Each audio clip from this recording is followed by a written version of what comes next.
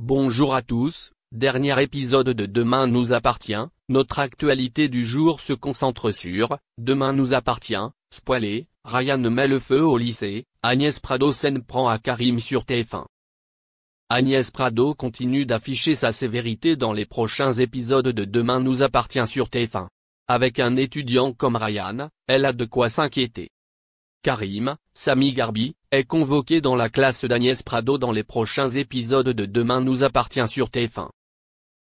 Cependant, le capitaine Saïd, très concentré sur diverses enquêtes ces dernières semaines, n'a aucune idée de ce que Ryan, Sacha Birdie, a pu faire pour se faire prendre par le professeur de physique.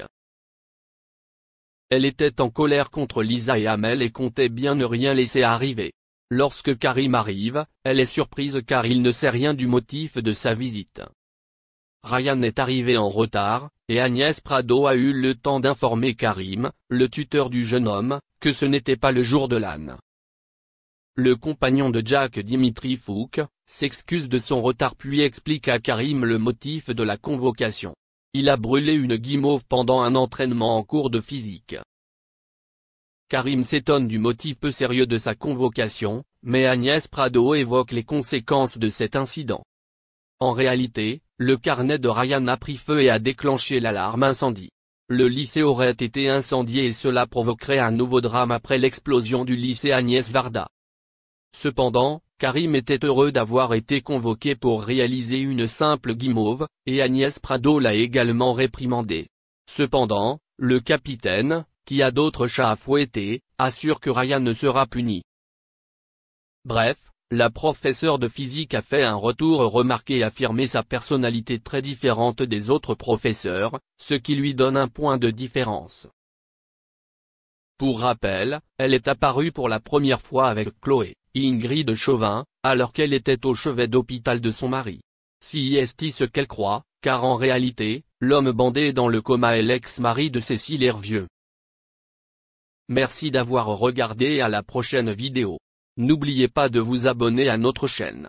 En attendant, dites-nous ce que vous en pensez dans la section commentaires ci-dessous. Si est ça.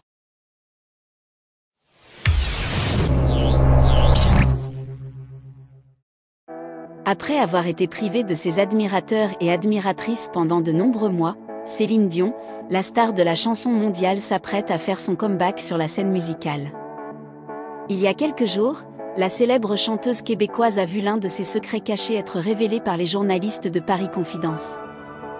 La diva de 54 ans serait en froid avec sa sœur Claudette, et pour cause.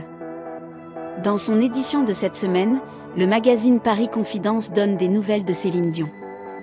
Selon nos confrères, la chanteuse serait remontée contre sa sœur.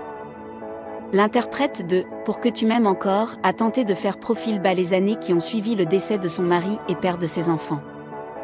Malheureusement, sa sœur Claudette aurait exposé son secret au grand jour. Si le public s'attendait à des révélations sur sa vie amoureuse ou sur son état de santé, il n'en est rien. L'hebdomadaire rapporte des nouvelles concernant la construction d'une somptueuse résidence. Un projet immobilier que l'artiste de 54 ans aurait voulu ne pas ébruiter.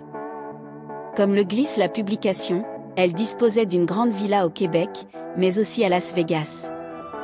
Elle a également vendu un parc aquatique il y a quelques années.